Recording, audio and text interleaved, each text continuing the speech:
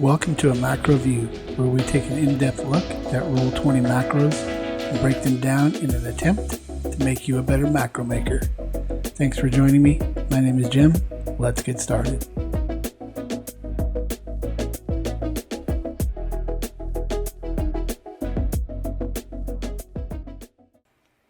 Hey everybody, welcome to the channel. This video is about Cure Wounds. It's a spell, it's a healing spell that can be cast by quite a few different classes. And so the first thing we're going to do is we're going to look at the spell. Creature you touch regains a number of hit points equal to 1d8 plus your spell casting ability modifier. So if wisdom is your spell casting modifier, then you get to add that to the 1d8. And then at higher levels, when you cast a spell using a spell slot of second level or higher, the healing increases by 1 to 8 for each slot above first. So at level 1, you get roll a 1 to 8, level 2, 2 to 8, level 3, 3 to 8, etc., etc. So let's build it. So remember, we always start with,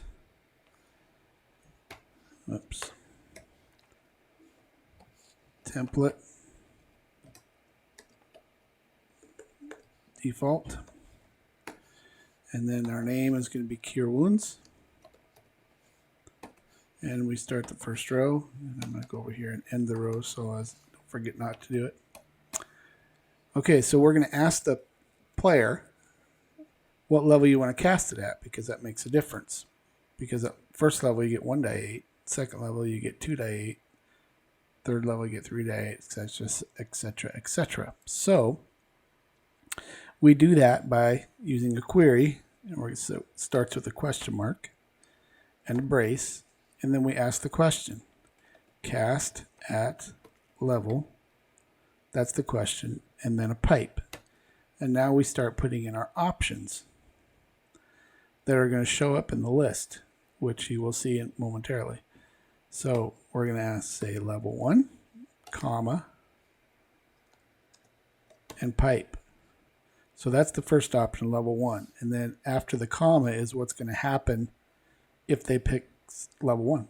So now we're going to go level 2, comma, pipe, level 3, comma, pipe, level 4, comma, pipe, level 5, comma, pipe, level 6, comma, pipe, level 7, comma, pipe, level 8, comma, pipe, and level 9, comma. We don't need a pipe because that's the last. Level 9 is the highest spell you can cast. So then we're going to end the question. So that's this right here. So it starts with the brace and ends with the brace. The two at the end are for the row right here. So those match. Okay, so now to make this easy for this example is, so after the comma is where you put what happens if they select that, they select it. So right now we're just going to return the same level as what they picked. So 5, 6, 7, 8, and 9. All right, so let's run this so we can see an example of this working. Enter. So you get your input value, and then here's your levels: 1, 2, 3, 4, 5, 6, 7, 8, 9. So if I pick 1, submit. Here's Cure Wounds. Sorry, I forgot to put name equals. Try that one more time. Level 1. So there's Cure Wounds, and it returns a 1. If I run it again, and I pick level 5, it returns a 5. So you can see that they're selecting from level 1, level 2, level 3, level 4, and if I select level 3, then right now it's returning the 3 that goes with that. So now we need to determine the next step. So we're going to use the selected person, because as a healer, you want to select the person that you want to heal. So this is going to require you to select a token, and then it will tell you that you've healed that token. So we're going to do level 1, then we'll go the rest. So you're going to go level 1, you're going to go at selected pipe token underscore name. Okay, so that is the stat call right there. So it's going to the character sheet of the person that you selected, and it's going to return their name. Okay, so we want their name first. Receives, and now we're going to have the system roll. So that's encased in 2 brackets. In fact, let's do this just to make this a little easier. Even though we can't run it this way, let's go like this.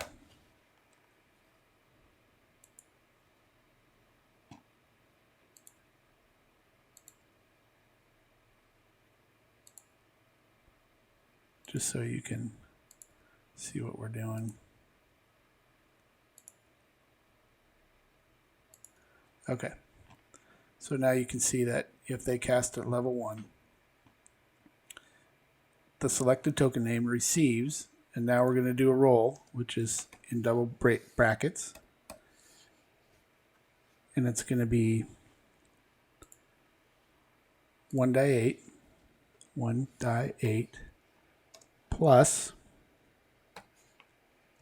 and then we're going to do a call to get Skeeky's modifier, because if he's the one casting it, he gets to add it according to the spell.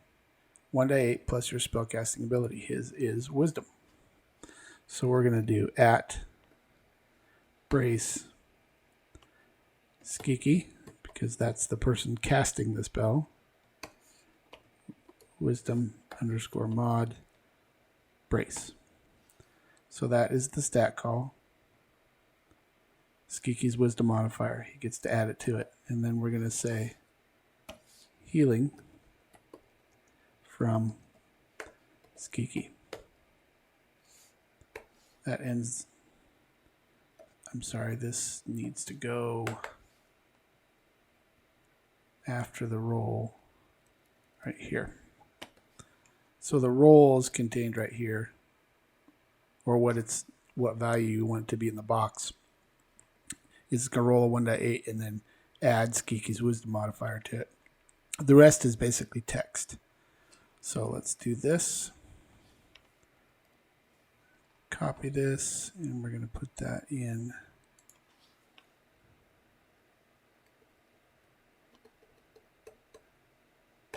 right here. So you can see after the 1, I've just copied and pasted in all the way to here, this line right here. Okay. So now let's run this and do level 1. See what happens. Level 1. Let's pick Rin, because we're going to heal Rin. Level 1, submit.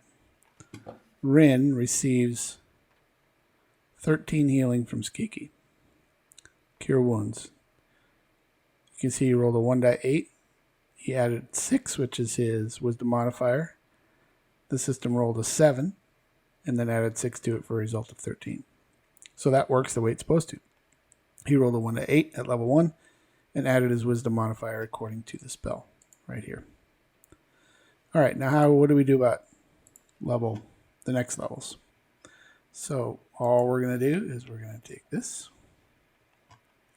and we're going to place this. Let's widen this so it's on one row so you can make sense. And we're going to do the same exact thing for every level.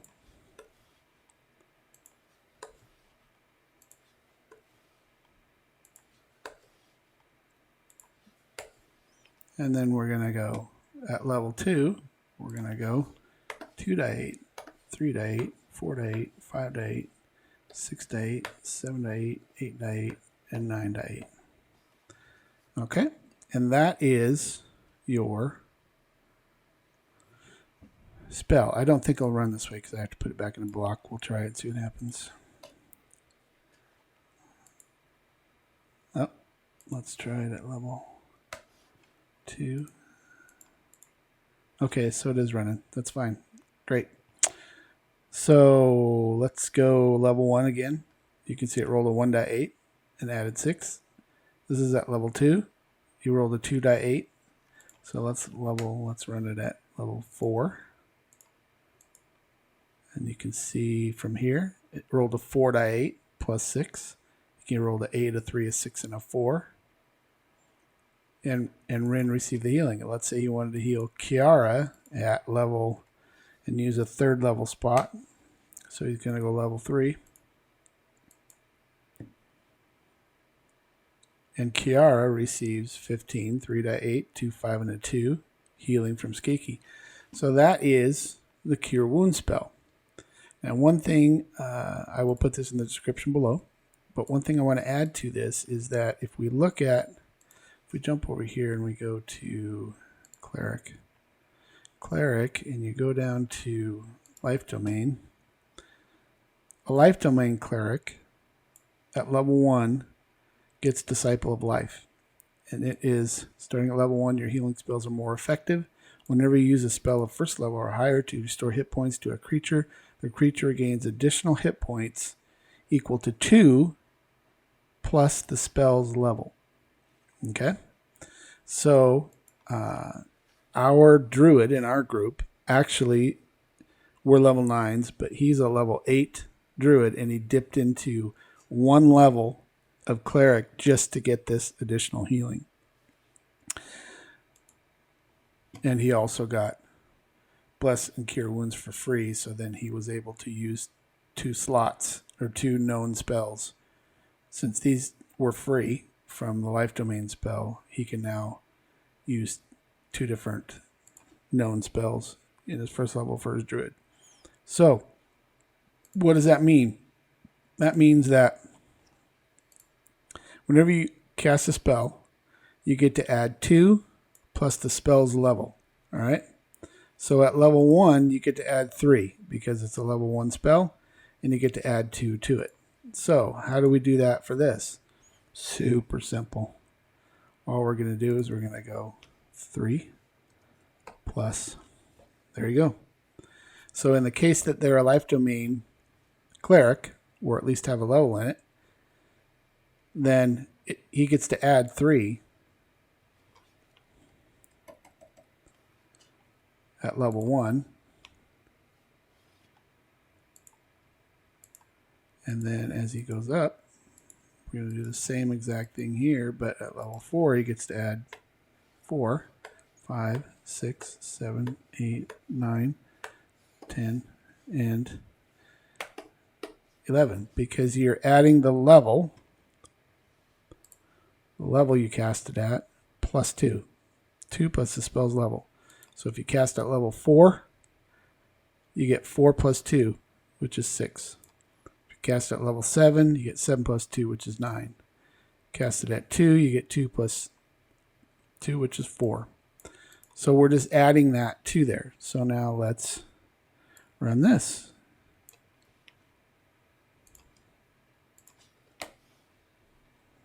Got to pick somebody. Who are you going to heal? All right, so let's cast it at level 2. Submit. Aru receives 19 healing from Skeeki. So you can see that they're going to roll 2d8, and then they're going to add 4, which is, if you look at the spell, so it's a 2d8 plus 4 plus 6. So he's going to roll 2d8 plus 4 for his Life Domain Cleric ability, plus his Wisdom modifier. Okay? So that's how you do that. Let me copy it one more time. We'll test it just at a higher level. Say we want to run at level 5. Submit. Aru receives 46 healing. So we're rolling so we rolled it. We did level 5. So level 5, that's right here. So we're going to roll 5d8 plus 7 plus his Wisdom modifier, which is a 6. So On here, we rolled a 5 to 8 plus 7 plus 6. You rolled a 8, 5, 7, 5, and 8, added them together with 7, 6, and comes out for a result of 46. So I don't know if there's other healing spells that or features from other classes that will modify the Cure Wounds spell. If there is, let me know in the comments, and we will address that and add that to a video and put it in the description below. So both these options will be in the description below, and hopefully that will help you. It gives you the ability to use this from level 1 to level 20, and you never have to modify it again. So even if you use the Life Domain Cleric, you would have either this or with the +4. So if you use this without the Life Domain Cleric, it's still the only spell you need for Cure Wounds from level 1 all the way to 20. And you'll never have to modify it again. You just select the person you want to heal, cast Cure Wounds. So if you put the Cure Wounds down on your bar and you select somebody, hit Cure Wounds, and it'll run. So hopefully that's helpful. I love that macro. Works great. I've been the healer multiple times and used it. It's great. So hopefully it'll help you. Thanks for watching. We'll see you on the next one.